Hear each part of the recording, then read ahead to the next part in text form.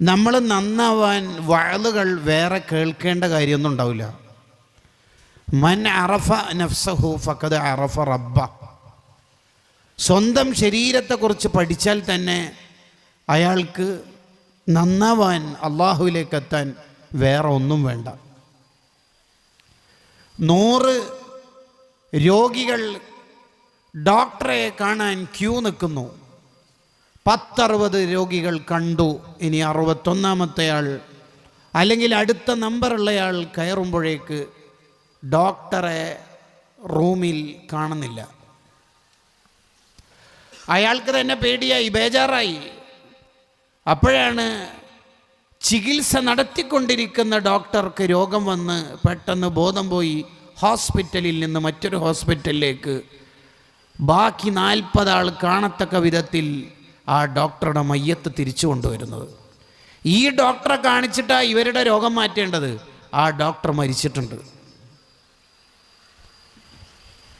ചുറ്റുവട്ടത്തിങ്ങനെ പല സംഭവ വികാസങ്ങളും നടക്കുന്നു. നമ്മൾ അതിനെക്കുറിച്ച് ആലോചിക്കുന്നില്ല എന്നുള്ളതാണ് പ്രശ്നം.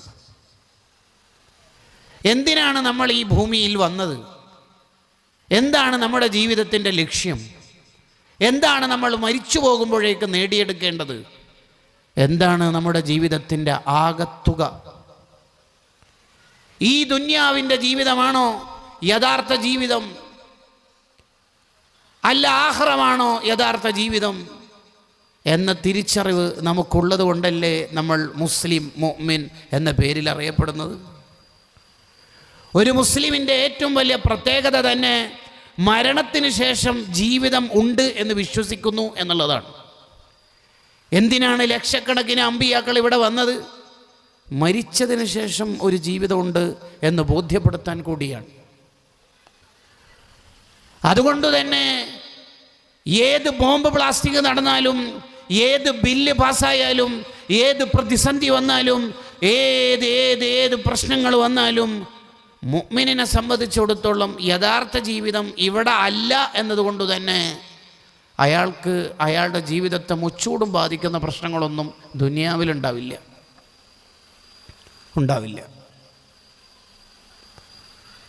നമുക്ക് ഈ ജീവിതത്തിൻ്റെ ലക്ഷ്യമായിട്ട് എന്താണുള്ളത്? എറ്റേണൽ പാരഡൈസായ ശാശ്വതമായ സ്വർഗം, ശാശ്വത സുഖമായ അസ്സഅദത്തുൽ അബദിയ, നിത്യമായ ആനന്ദം കിട്ടുന്ന സ്വർഗം, വിജയം, ഇത് ലഭിക്കുക എന്നുള്ളതാണ് ഈ ജീവിതത്തിൽ നമ്മൾ ചെയ്യേണ്ട പണി. അതിന് ഇവിടെ കുറച്ച് സുഖങ്ങൾ കുറയ്ക്കേണ്ടി വരും. ഹുൽവത്തുദ്ദുന്യ മുറത്തുൽ ആഖിറ. ഇവിടെ രസിച്ച് അടിച്ചു പൊളിച്ച് ജീവിച്ചാൽ മുറത്തുൽ ആഖിറ, ആഖിറത്തിൽ കയ്പ് നീർ അനുഭവിക്കേണ്ടി വരും. മുറത്തുദ്ദുന്യ ഹുൽവത്തുൽ ആഖിറ. ഇവിടുന്ന് കുറച്ച് കഷ്ടപ്പാടുകൾ അനുഭവിച്ചാൽ, ഇവിടുന്ന് കുറച്ച് ത്യാഗങ്ങൾ ഉള്ള ജീവിതം മുന്നോട്ട് കൊണ്ടുപോയാൽ ഹുൽവത്തുൽ ആഖിറ, ആഖിറത്തിൽ മധുരിക്കുന്ന ജീവിതമായിരിക്കും. അതുറപ്പല്ലേ? എങ്ങനെയാ മോളെ എല്ലാ വിഷയത്തിലും A+ കിട്ടിയത്? മധുരിക്കുന്ന വിജയത്തിൻ്റെ റാങ്ക് നേടിയ ഒരു കുട്ടിയോട് ഇൻ്റർവ്യൂ നടത്തി നോക്കിയേ. കഷ്ടപ്പാടിൻ്റെ, ഉറക്കൊഴിവാക്കലിൻ്റെ, അധ്വാനത്തിൻ്റെ കഥകൾ ഇന്നലകളിൽ നടന്നത് ആ കുട്ടിക്ക് പറയാനുണ്ടാകും. എങ്ങനെ PSC പാസ്സായത്, എങ്ങനെ ഡ്രൈവിംഗ് ലൈസൻസ് കിട്ടിയത്, എങ്ങനെ ഇൻ്റർവ്യൂവിന് ജയിച്ചത്, പലരും തോറ്റുപോയതാണല്ലോ എന്ന് ഏത് ഉദ്യോഗാർത്ഥിയോട്, വിജയിച്ച ആളോട് ചോദിച്ചാലും അവർക്ക് കഷ്ടപ്പാടിൻ്റെ, അധ്വാനത്തിൻ്റെ കഥയുണ്ടാകും. അപ്പോൾ പിന്നെ ഏറ്റവും വലിയ വിജയമാകുന്ന ആഖിറത്തിലെ വിജയം നേടിയെടുക്കുന്ന ആൾക്കും പറയാനുണ്ടാവില്ലേ കഥ? ഉറക്കൊഴിവാക്കിയ തഹജ്ജുദിൻ്റെ കഥ ഉണ്ടാവില്ലേ? തണുപ്പുള്ള രാത്രി വുളുവെടുത്ത കഥ പറയാനുണ്ടാവൂലേ? സർവരും പലിശ കൊണ്ട് അമ്മാനമാടുമ്പോൾ ശുദ്ധ ജീവിതം നയിക്കാൻ കഷ്ടപ്പെട്ട കഥ പറയാനുണ്ടാവൂലേ? ഉണ്ടാകും. Success is counted sweetest by those who never succeed എന്നൊരു കവിതയിലുണ്ട് എമിലി ഡിക്കൻസൻ്റെ. PG പഠിച്ച കുട്ടികൾക്ക് MA ലിറ്ററേച്ചറിൽ ചില യൂണിവേഴ്സിറ്റികളിൽ അത് സിലബസിൽ ഉൾപ്പെട്ടിട്ടുണ്ട്. ഒരാളുടെ വിജയമാകുന്നത് എപ്പോഴാണ്? അത് മധുരിക്കുന്ന ജീവിതമാകുന്നത് എപ്പോഴാണ്?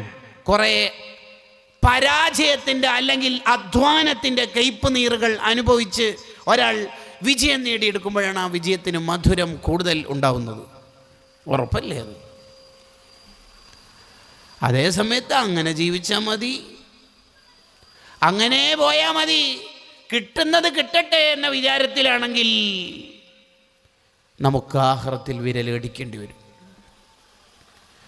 സയ്യിദന ഉമർ ഇബ്നുൽ ഖത്താബ് റളിയല്ലാഹു അൻഹു ഈന്തപ്പന ഓലയിൽ കിടന്നുറങ്ങുന്ന നബി സല്ലല്ലാഹു അലൈഹി വസല്ലം തങ്ങളെ കണ്ടപ്പോൾ കരഞ്ഞുപോയി. എന്താ ഉമറേ കരയണത്? തങ്ങളുടെ ശരീരത്തിൽ പാടുകൾ കാണുമ്പോൾ കരച്ചിൽ വരികയാണ്. ലോകത്തിൻ്റെ നേതാവ് ഈ ഈന്തപ്പന ഓലയിലാണോ കിടക്കേണ്ടത്?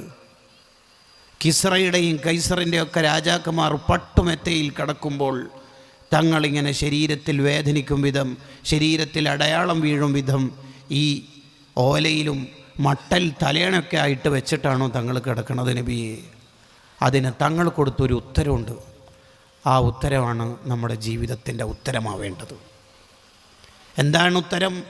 ഉമർ ഹും അബ്നാ ഉദ്ദുനിയ, അവർ ദുനിയാവിൻ്റെ മക്കളാ. വനഹ്നു അബ്നാ ഉൽ ആഖിറ, നമ്മൾ ആഖിറത്തിൻ്റെ മക്കളാണ്. ദുനിയാവിൻ്റെ മക്കൾ ദുനിയാവിൻ്റെ അടിമകളായി ജീവിക്കും. ആഖിറത്തിൻ്റെ മക്കൾ ആഖിറത്തിലെ വിജയത്തിന് വേണ്ടി പണിയെടുക്കും. അതുകൊണ്ട് നമുക്ക് സുഖവും ആസ്വാദനമൊക്കെ ആഖിറത്തിലെത്തിയിട്ട് പോരെ ഉമറേ എന്നാണ് ചോദ്യത്തിൻ്റെ കാമ്പും കാതലുമായ താല്പര്യം. ഇതാണ് ഒരാളുടെ ജീവിതത്തിൻ്റെ ലക്ഷ്യം എന്ന് പറയുന്നത്. അസ്സഅദത്തുൽ അബദിയ, ശാശ്വതമായ സുഖം, നഷ്ടപ്പെട്ടു പോകാത്ത ആസ്വാദനം. അത് സ്വർഗത്തിലല്ലാതെ വേറെ എവിടെയും കിട്ടാനില്ല. ഇവിടുത്തെ ഏത് സുന്ദരിയും നാളെ കിളവിയാവേണ്ടവളാണ്. ഇന്നുള്ള ഏത് സുഖവും നാളെ നഷ്ടപ്പെട്ടു പോകാനുള്ളതാണ്. ഇവിടെ ഇതെല്ലാം സൈക്ലിക് തിയറികളാണ്. ഇന്നത്തെ വൃദ്ധമാരെ മുഴുവനും ഒരു കാലത്ത് സുന്ദരികളായിരുന്നു. ഇതിങ്ങനെ സൈക്ലിക് തിയറി ആയിട്ട് ഇങ്ങനെ പോയിക്കൊണ്ടിരിക്കും. ഇന്ന് ഖബറിൽ കിടക്കുന്നവർ ഇന്നലകളിൽ വലിയ പ്രമാണിമാരും ഹാജിയാമാരും രാജാക്കന്മാരുമായി ജീവിച്ചവരായിരുന്നു. ഇന്നെവിടെ? 3 കഷ്ണം തുണിയിൽ അവർ നുരമ്പിപ്പോയിട്ടുണ്ട്. ഫറോവ എവിടെ? ഹാമാൻ എവിടെ? ഖാറൂൻ എവിടെ? അബൂജഹലുമാരെവിടെ? ഒരൊറ്റ മുതലാളിയും ഇവിടെ നിലനിന്നിട്ടില്ല. അപ്പോൾ നമ്മുടെ ദുനിയാവിൻ്റെ ജീവിതം ഈ ചെറിയ കാലം കൊണ്ട് നമ്മൾ ഉണ്ടാക്കിയെടുക്കേണ്ടത് എന്താണ്? ഞാൻ ആമുഖം ദീർഘിപ്പിക്കുന്നില്ല. അത് വിശുദ്ധ ഖുർആൻ നമ്മളോട് ബോധ്യപ്പെടുത്തും വിധം, നമുക്ക് മനസ്സിലാകും വിധത്തിൽ അത് ആ ഖുർആൻ പറയുന്നു. വബ്തഖി ഫീമാ ആതാകല്ലാഹു ദാറൽ ആഖിറ, നിങ്ങൾക്ക് ഞാൻ എന്തൊക്കെ അനുഗ്രഹങ്ങളാണോ നൽകിയത് ആ അനുഗ്രഹങ്ങളെല്ലാം ഉപയോഗിച്ചുകൊണ്ട് നിങ്ങൾ സ്വർഗം വാങ്ങണം. അദ്ദാറുൽ ആഖിറ, ആഖിറത്തിൽ വിജയിക്കണം. അനുഗ്രഹം എന്ന് തോന്നുന്ന എന്തെല്ലാം നിങ്ങളുടെ ശരീരത്തിൽ, നിങ്ങളുടെ അധികാരത്തിൽ, നിങ്ങളുടെ സ്വാധീനത്തിൽ, നിങ്ങളുടെ കയ്യിൽ ഉണ്ടോ അത് മുഴുവനും വാങ്ങി, അത് മുഴുവനും ഉപയോഗിച്ചിട്ട് നിങ്ങൾക്ക് 2 ഓപ്ഷൻസ് ഉണ്ട്. ഒന്ന്, നിങ്ങൾക്ക് ആ അനുഗ്രഹം ഉപയോഗിച്ചുകൊണ്ട് നരകം വാങ്ങാം. അതേ അനുഗ്രഹം ഉപയോഗിച്ചുകൊണ്ട് തന്നെ സ്വർഗം വാങ്ങാനും പറ്റും. എന്താണോ നിങ്ങൾക്ക് വേണ്ടതെന്ന് നിങ്ങൾ ക്ലിക്ക് ചെയ്യുക. അൽ കയ്യിസു, ബുദ്ധിമാനായ ആളാണെങ്കിൽ മൻ ദാന നഫ്സഹു വഅമില ലിമാ ബഅദൽ മൗത്ത്, സ്വർഗം വാങ്ങും.